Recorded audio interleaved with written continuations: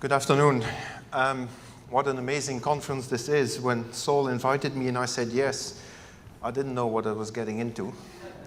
And just listen to the last story of Rachel, a very creative retailer that talks about brand marketing in a big way. And I represent here today a big brand marketing company that's going to talk about architecture and sustainability and a couple of other things. So I had to dig deep to go into a personal story that had some message to offer, and I decided to tap into the schizophrenic background that I have. And the good news is I'm not the only one I learned here today. Schizophrenic because I made the last 2 decades of my career with the Coca-Cola company, traveled all over the world, did many different jobs. I'm now in the operating committee of the Coca-Cola company. But by training, I'm an architect. And the first 5 years, as a young adult, my brain is shaped like, in architectural studios, where you use words of design thinking and conceptual and holistic and contextualism and so forth. But the last 20 years has been very much a world of, predictable outcomes through sequential operations and, yes, linear thinking. So let me start my story with my architectural days. And I did my thesis on vernacular architecture. And I landed on a community called Gardaya, which is in Algeria. And I chose that community, one of the reasons, because it's an incredible example of vernacular architecture, but it's also a place that I could actually get to with my small Renault 5, driving from Belgium, where I'm from, through France, through Spain, through Morocco, into the Algerian desert. And I spent a couple of weeks with those people there. And just the context setting, important to understand is that the people that are living there and that built this environment for themselves are called Mozabites, and they believe in a certain interpretation of the Quran, which is very different from mainstream interpretation, and as a result they were persecuted, and they eventually had to settle deeper and deeper into the desert until eventually they settled in a valley called Mzab. And nobody thought that they would survive there, but 1,000 years later, they didn't only survive, they thrive. And I went there to really understand what lies behind this architecture and town planning that is so aesthetically pleasing and seems to make so much sense. So this is an aerial view, and very quickly, without going into the details, it was clear that the built environment was basically a crystallization of their social and religious beliefs. But it was also a consequence of the very harsh environment that they lived in, desert. And they only had a certain amount, very limited amount of materials, natural resources to live with. Sand, lots of sand. Sunshine, even more. A little bit of water, but that they managed to use in a very, very smart and clever way, which I'm not going to get into. And palm trees.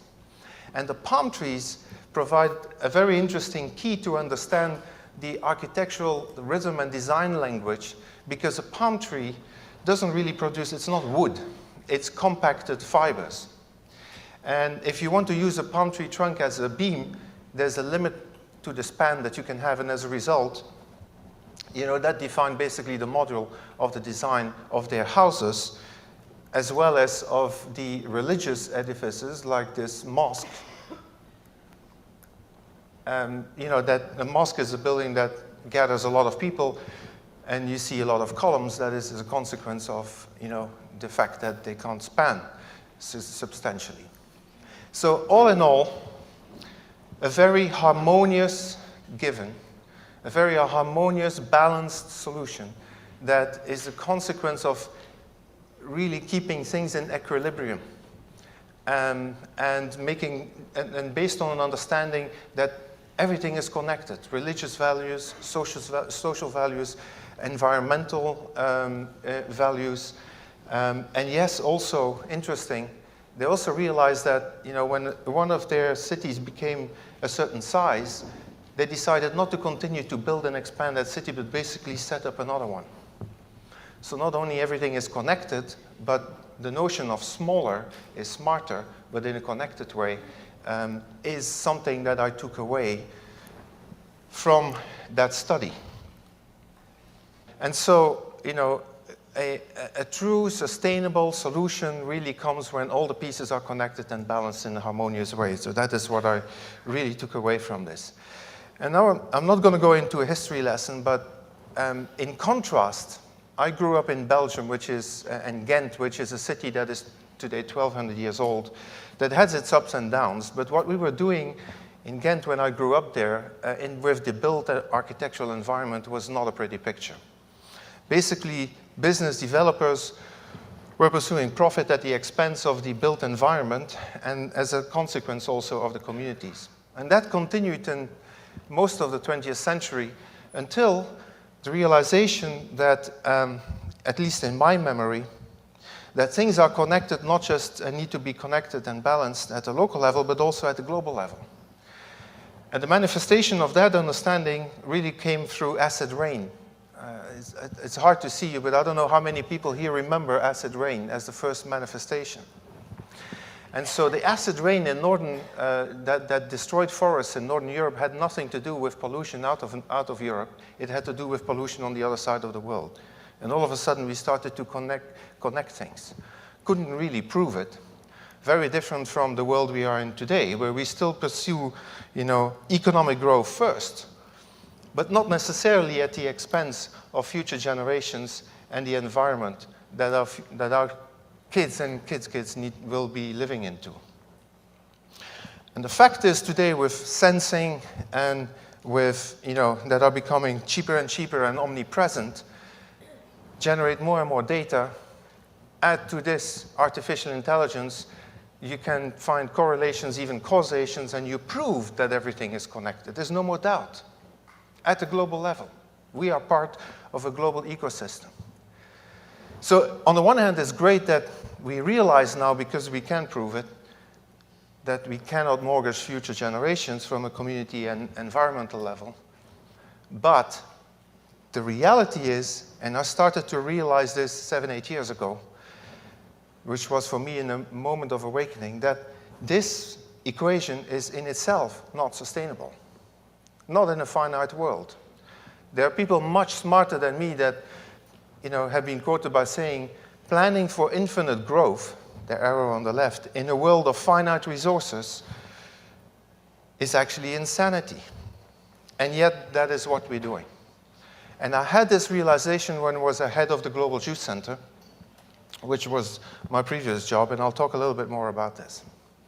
So really, what we need to learn to do as individuals, as companies, as governments, as global NGOs, is really find solutions, business models, operating models, embedded with technology that regenerate communities and renew the resources so that, business can continue to grow, countries, GDPs can continue to grow endlessly because you have the renewable resources.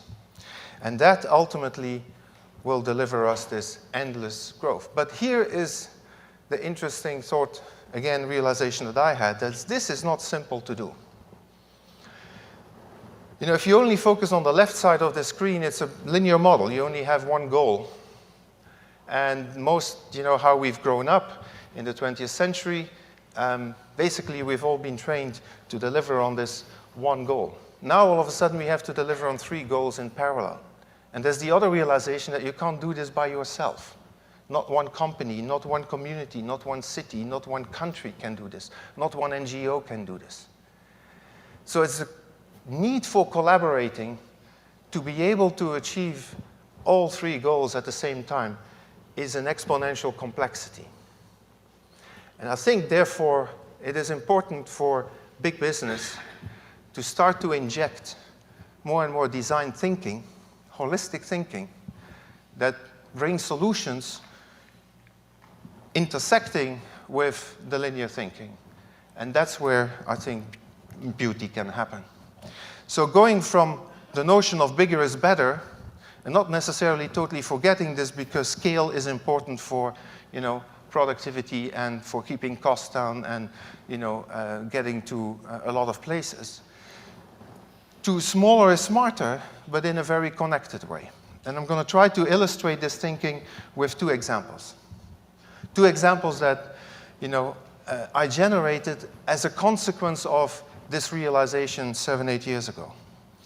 And so I was head of the Global Juice Center, and I was looking for examples that really regenerate communities and renew the environment, and at the same time are good for business as well. And so here we are in Project Nurture in Kenya and Africa. I just connected the dots. I had the vision and we connected the dots. Because on the one hand, you have the Bill and Melinda Gates Foundation that is really endeavoring to help the poorest of the poor communities, which are many times farming communities, certainly in Africa. And our local business had been contacted by the government in Kenya and Uganda to say, hey, can you help us, work with us to help our local farmers? But of course, they don't have the local scale. I, as a, sitting in Atlanta in the head office, I did have the scale because I needed to make sure that I had a supply of fruit in order to grow our business for juices on, and then that I had quality supply. And so we connected the dots. And fast forward now, 5 years later, 40,000 farmers have their income more than doubled. They've set up cooperatives with the help of TechnoServe, which was a big execution arm of the Bill and Melinda Gates Foundation, really. And this business model is now self-sustainable, so self-sustainable that we can scale it. And that's just one example of how we connect the dots in a very different way, achieve sustainable communities, at the same time source the fruit in an environmentally sound way because they use less water and less agrochemicals to produce more yield per tree. And yes, I have access to high quality fruit to satisfy the increasing demand of mango drinks because this is the fastest growing category of drinks around the world. And that is just one example of an initiative that we are continuously expanding. These are all relatively small-scale initiatives, but when you connect the dots amongst them, you can have incredible impact and scale. And the second and last example I want to share with you that illustrates this thinking and how we are starting to approach some of the activities that we do as a large corporation operating small is the Eco Center. And the Eco Center is really, it starts with the realization that more people die around the world, and I'm talking global because the Coca-Cola company is global. We do business in 207 countries around the world. So we think many times in global impact. More people around the world die because of the consequences of not having access to safe drinking water than people dying of malaria and AIDS combined. And that is a basic human need, as we all know. But it's very difficult to get to the communities many times. There's no road infrastructure. There's also very little economical activity in those communities many times. But who better than the Coca-Cola company who is known for its distribution center and what I rather refer to as our reach that we can leverage for this initiative. We also learned that we need to work with multiple partners. And one of those partners came to us with a solution of a very compact water treatment system. And then I thought, well, if you have a compact water treatment system, you're going to put it there in a community out in the boondocks. People do strange things with machinery and equipment that they don't understand. You have to protect it, you have to maintain it. But if we would have this, you need a box around it. So why don't we create a bigger box and basically have panels of, solar panels basically that come into a kit. You put the box in the community, have the community take ownership of it and operate what becomes a community hub because you generate safe drinking water, power, Yes, you can then, if you have power, you can connect to the internet, especially you have a battery pack, you can do this at night. And that becomes kind of a community center. So you can empower a local entrepreneur, and that feeds into another program that we have to empower 5 million women entrepreneurs by 2020. So women entrepreneurs that then provide safe drinking water, power, education, and the latest thing that came added to this is we can provide in these things refrigerated storage for vaccines, which is one of the biggest problems to get vaccines to the communities, the last 10 or 20 miles, to get vaccines in a refrigerated way to the target population is a big logistics nightmare. So here we are. This is the Eco Center. And this particular one, we also realized you need multiple water treatment system partners, you need multiple NGOs that are locally active. And we came also across a company called Solar Kiosk in Germany, who also happened to be architects, by the way. And they had basically, their model is this box on the left. They hadn't the water element in it. And so we combined forces. We expanded the solar panel, which gives us more power to also power the water treatment. And so we have all the things that you saw in my sketch earlier conceptually. This is the first one being built by the local communities, for the local communities, will be operated, again, by the local entrepreneurs, and we think will be a great experiment that we will learn from. So we have 23 pilots going in this year in our joint partnership with Solar Kiosk. We call them eco-centers. The goal is to go to 150 next year in Africa alone. And again, this fits into the larger picture for us to, provide safe drinking water and water recovery projects in more than 100 countries around the world. So small interventions, but connected. By the way, these eco-centers that you just saw upload the data every day on power performance, water performance, all the machinery and the equipment, but also on the business that goes through those kiosks, because basically in these kiosks they will sell basic needs for the community. And that basically leads us to achieving our visionary goal of being 100% water neutral by 2020. And by the way, we are on track to this, but we do it in multiple small ways. And that is for us a new way of working. So hopefully this made sense for you, that the logic of smaller is smarter, even for large companies, when it is connected and scaled for sustainable impact. And let me end by saying that we are always open for new ideas and potential partners that want to work with us and leverage our scale for positive impact on environment and communities around the world. Thank you for listening.